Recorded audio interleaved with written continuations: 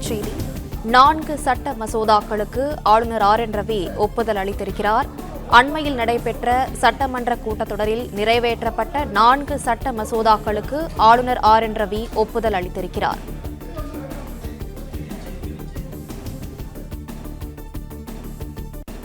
Play store மற்றும் app ஸ்டோரில் இருந்து பாலிமர் செயலியை QR கோடு மூலம் பதிவிறக்கம் செய்யுங்கள். செய்திகளை உடனுக்குடன் பெறுங்கள்.